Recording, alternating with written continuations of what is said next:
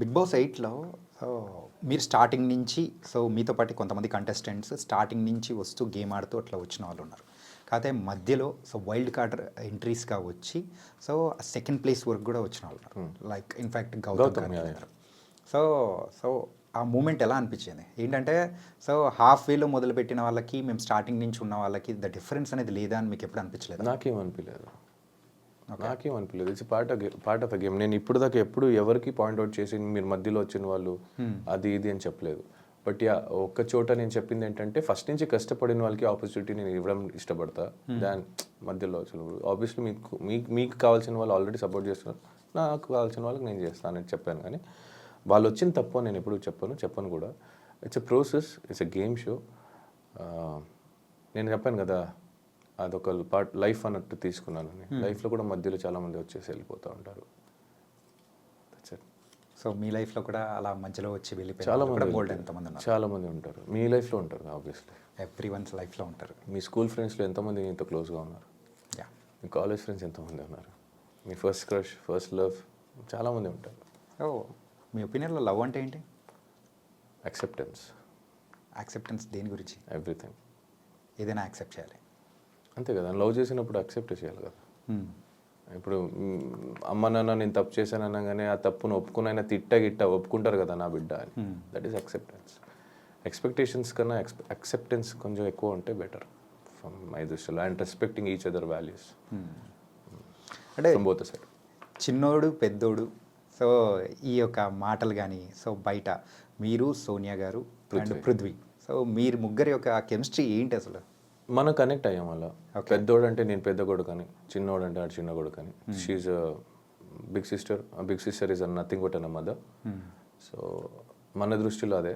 ఇంకా నలుగురు కనుక ఏం కనిపిస్తుందో దానికి మేము I can't explain anything for that. అంటే ఫుటేజ్లో అక్కడ బయట ప్రేక్షకులకు చూపించే ఫుటేజ్ అనేది అది తక్కువ అండ్ మీరు చూపించింది చాలా ఉందనా లేకపోతే ఏంటి అసలు? మీరు చూపించింది చాలా లేదు, మాది బాండింగ్ సరిగా మీరు చూడలేదేమో అని. గంట ఎపిసోడ్ చూస్తారు, 24 గంటలు మేము ఉంటాం. సినిమా చూడకుండా ట్రైలర్ చూసి రివ్యూ ఇచ్చే వాళ్ళకి ఇంకేం చెప్పగలుగుతా? అంటే ఇప్పటి వరకు ప్రేక్షకులు కూడా ఆ ట్రైలర్ చూసే కదా మిమ్మల్ని కూడా సో విన్నర్ అనేది చేశారు. అదే ట్రైలర్ చూసి కొంతమంది నన్ను తిట్టుకున్నారు కూడా కదా. సో ఆ తిట్టుకునే వాళ్ళకి చెప్తున్నాను. ఇష్టపడే వాళ్ళు ఎంతైనా ఇష్టపడతారు భయ్య. మా వాడు అంటే నా ఫ్రెండ్స్ ఇప్పుడు కూడా నించున్నారు, నా తప్పున లేకపోయినా. చిన్నప్పటి నుంచి కొన్ని ఫ్రెండ్షిప్స్ నాకు ఇప్పుడు దాకా ఉంది. ఇప్పుడు కూడా నా కోసం ఏదైనా సరే వాళ్ళకి అవ్వకపోయినా నించుంటారు. So that is what I love is. It's not only between a girl and a boy, it happens with in brother, friends, family, sisters, whatever it is. Acceptance అదే అక్కడే ఉంది. అంటే బయటికి వచ్చిన తర్వాత సోనియా గారితో బాండింగ్ ఎలా ఉంది? మాట్లాడతాను, we keep talking. Okay. But ఆ మ్యారేజ్కి వెళ్ళేది because I was out of station. అందుకే నేను ఒక ఇంటర్వ్యూలో కూడా చెప్పా, ఏమైనా ఇవ్వాలా అని అడిగారు. ఆ మ్యారేజ్ గిఫ్ట్ ఇవ్వలేదు, ఇవ్వాలి వెళ్ళి అని. సో నేను కొంచెం ఫ్రీ అయినప్పుడు వెళ్ళుకో. అక్కడ అందరు కలిసారు కానీ మీరు మాత్రం లేదు, నేను అవుట్ ఆఫ్ స్టేషన్లో ఉండే. ఓకే. అంటే బిగ్ బాస్ హౌస్ నుంచి బయటికి రాగానే మీరు చేసిన ఫస్ట్ పని ఏంటి? నిద్రపోయా ఫస్ట్. మంచిగా నిద్రపోయా. 2 days ఐసోలేటెడ్ ఉండే. ఓకే. బయటకు వచ్చినప్పుడు కూడా ఏంటి ఇల్లు మనుషులు కలవ. బేసిక్లీ నాకు ఎట్లయిపోయిందంటే సడన్గా జనాలు చూసేసరికి ఐ వాజ్ లైక్ నాకు కొంచెం దూరంగా అనిపించింది. అంటే అన్ని రోజులు అక్కడ అలవాటు అయిపోయి మన జనాలు ఎక్కువ చూడక సడన్గా అందరినీ కొత్త వాళ్ళు అనిపిస్తున్నారు, ఎందుకు వీళ్ళందరూ వచ్చారు అని కూడా అనిపించింది. బట్ వాళ్ళ తప్పు కదా, నాదే తప్పు. బికాస్ నాకు అది అలవాటు అయిపోయి అలా అయిపోయింది. And they are so excited. నాకు అలా హర్ట్ చేయకుండా I wanted to be with everything. I tried and I getting over it now. ఇప్పుడు కూడా కొంచెం ఉంది, కొంచెం సఫోకేటెడ్ అవుతా. But okay. అంటే బయటికి రాగానే మీ ఫోన్ చెక్ చేసుకునేటప్పుడు ఎవరికి కాల్ చేయాలనిపించింది? You can use both. No, ఇది అవసరం లేదనుకుంటా. అవసరం లేదా? ఓకే. ఎవరికి చేశాను నేను? బయటికి వచ్చిన తర్వాత నాకు కావాల్సిన వాళ్ళందరూ ఆల్రెడీ హైదరాబాద్లో ఉంటే నాకెవరు ఫోన్ చేయలేదు, నేనెవరు ఫోన్ చేయలేదు. కానీ నాకు చాలామంది ఫోన్ చేశారు. I spoke to them.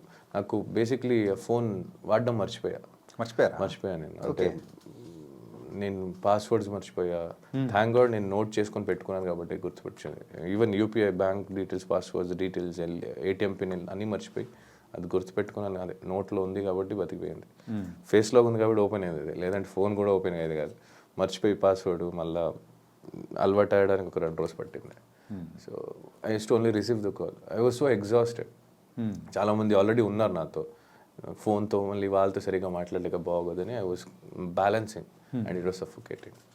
అంటే అలాగే బయటకు వచ్చిన తర్వాత ఫుడ్ కానీ సో బాగా ఫుల్ తింటున్నా, అంటే నాకు నచ్చిందంతా తింటున్నా, అపిటైట్ కొంచెం తగ్గిపోయింది, అంటే ఎక్కువ తినలేకపోతున్నా. లిమిట్ అలవాటు అయింది, అదే లిమిట్ని మెయింటైన్ చేస్తున్నా, బట్ నాకు నచ్చింది తింటున్నా. ఫస్ట్ రాగానే చికెన్ చికెన్ నన్ను ఇంకా దొరికినంత తిన్నా. ఇడ్లీ కూడా కొత్తగా అనిపించింది నాకు, మసాలా దోశ కొత్తగా అనిపించింది, చాలా అయ్యో పానీపూరి ఇవన్నీ కొత్తగా అనిపిస్తుంది. బయటికి రాగానే ఒక వింత మనిషిలా నేను వింత ప్లేస్కి వచ్చానో లేదా నేనే వింతనా అనిపించింది ఒక చోట నాకు. అంటే అబ్బా ఇవన్నీ అవును కదా, ఇవన్నీ చేసేవాళ్ళం కదా మేము, ఇవన్నీ తినేవాళ్ళు కదా, గుర్తులేదు, నేను అలవాటు అయిపోయేలా. అండ్ మీరు ఫస్ట్ చూసిన మూవీ బయటికి రాగానే? పుష్ప ఒకటి చూసా, ఇంకోటి శాకాహారి అని ఒక కన్నడ సినిమా చూసా ఓటీటీలో. అండ్ మిమ్మల్ని అంటే బయటికి రాగానే ఇది మొత్తం కొత్త ప్రపంచం. సో కొన్ని న్యూసెస్ మీరు వినేటప్పటికీ ఏంటి ఇంత జరిగిపోయిందా ప్రపంచంలో, మేము ఒక 4 to 5 months 100 రోజులు లేకపోయేటప్పటికి తర్వాత చాలా చేంజెస్ అయిపోయింది అది. అవును, మిమ్మల్ని బాగా ఎగ్జైట్ అంటే డిఫరెంట్గా అనిపించిన న్యూస్ ఏమైనా ఉందా? డిఫరెంట్గా అనిపించింది న్యూస్ అంటే కొన్ని న్యూస్ వల్ల బాధపడ్డా తప్ప ఇంకా డిఫరెంట్గా అనిపించింది అని ఏం లేదు. బట్ బయటికి రాగానే రోడ్ గీడ్ అన్నీ కొత్తగా అనిపించేది. అబ్బా రోడ్డు, అబ్బా వెహికల్స్, అయ్యో మెట్రో ట్రైన్, ఇవి మాల్స్, బిల్డింగ్స్, ఇవన్నీ అనిపించేది. చూసే వాళ్ళకి తెలియదు, అక్కడ సఫర్ అయ్యే వాళ్ళకి. సో అలా అనిపించింది అంతే. ఓకే. అండ్ ప్రైజ్ మనీ ఏం చేయబోతున్నారు? ఆల్రెడీ ఖర్చు పెట్టేశారా? రాలేదు, ఇంకా రావాలి. There is a process to come. Tax అని కట్టాలి కదా, ఆ కట్ అయింది కొంచెం ఎంత పోయిందో చూసి బాధపడి ఓకే ఆ బాధ పోయిన దానికి ఎట్లా మేనేజ్ చేయాలి, కొన్ని అప్పులు ఉన్నాయి అవన్నీ తీర్చుకోవాలి. అండ్ నాకు కొంత చారిటీ ఒక్కరికి చేయాలని ఉంది, చేస్తా ఇప్పుడు చెప్పను నేను. అండ్ అఫ్కోర్స్ చిన్నప్పటి నుంచి కష్టపడి నన్ను మా ఫ్యామిలీని అందరినీ, మా అమ్మ మా నాన్న రెంట్లో హౌస్లో ఉంచి కష్టపెట్టి పెంచారు. ఇప్పుడు it's my turn to give them back, make them ఆరామ్సే కూర్చోండి అని చెప్పే టైము. సో అందుకే వాళ్ళిద్దరు అమ్మ నాన్న పేరు మీద ఒక ఇల్లు కొనాలని. ఊర్లోనే కొనాలనుకుంటున్నారా? ఓకే. అండ్ మీరు బయటికి రాగానే సో ఈ రివ్యూస్, బిగ్ బాస్ రివ్యూవర్స్ ఇవన్నీ మరి విని కొన్ని విషయాల్లో కూడా మీరు బాధపడి, కొన్ని ఆనందపడి, అన్ని మిక్స్డ్ ఎమోషన్స్ కూడా బాధ ఏం లేదు బ్రో, అని హ్యాపీగా బాధ ఏం లేదు. సపరేట్గా దీనికంటూ కూడా సో కే బ్యాచ్ అని చెప్పేసి ఇలాంటివన్నీ పేరు పెట్టి ఇట్లా పిలుస్తూ ఉన్నప్పుడు so how do you feel and what you felt? How do feel అంటే bro what's your full name? Chanakya. హిందీలో రాస్తే అక్షరాలే కదా మారుస్తాయి, కన్నడలో అక్షరాలు మారుతాయి, పిలుపు మళ్ళీ వ్యక్తి ఒక్కటే కదా. బట్ మనం మాట్లాడే లాంగ్వేజ్ అనేది కూడా మారుతుంది కదా, ఆ లాంగ్వేజ్ ఎమోషన్ సేమే కదా, నువ్వేం చెప్పాలనుకునేది సేమే కదా, నీ మంచి సేమే కదా, మాటే వేరు, మంచి సేమే కదా.